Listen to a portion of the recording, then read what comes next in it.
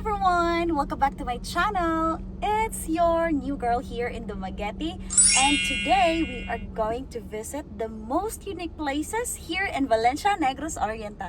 We are going to see today literally a steaming mountain, and after that we're going to relax in a beautiful hot spring surrounded by nature. So what are you waiting for? Let's go! I am with my friend today. She's going to be my videographer. Are you agree?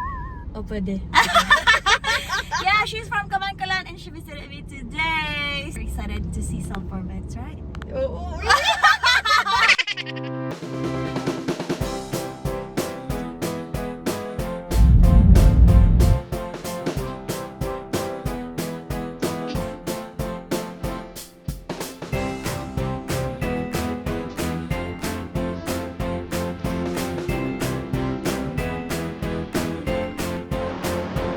Guys, can you smell it?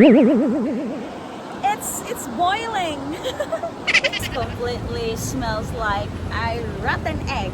Strongly smell like a rotten egg, but it's completely fine. It's a sulfur and it's completely normal because this area is naturally geothermal, which means heat from deep underground escapes through these steam vents. Valencia sits near the potentially active Mount Talin's volcanic area, making this one of the most fascinating roadside attractions in Negros Oriental. Just look at all that steam coming out of the mountain. It honestly feels like the earth is breathing. Sige, mag-ano talabs, mag-picture ta? Okay. Picture.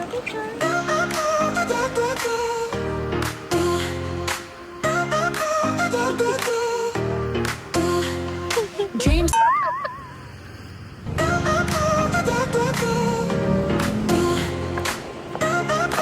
Now let's go to the Red Rocks. Hot spring, let's go! What I really love about Valencia is every place feels different. Mga sakay-sakay ka na ho? Ganaha mong good.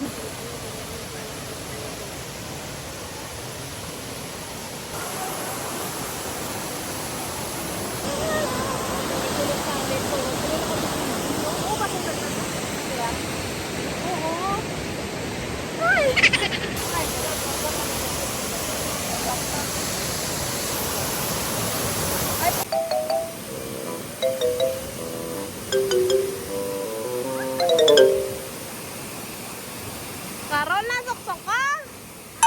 Karon na suksok ka.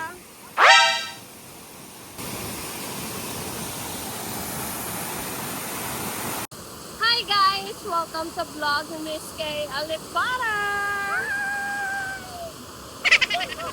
It's amazing, guys, how much beauty is hidden here in Valencia Negros Oriental. In one just trip, I able to experience the steaming mountain today and this beautiful hot spring of Pulang Bato. Just a short drive from Dumaguete City.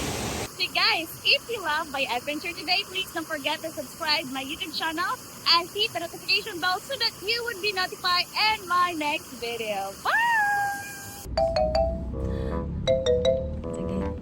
I got a ball mangling.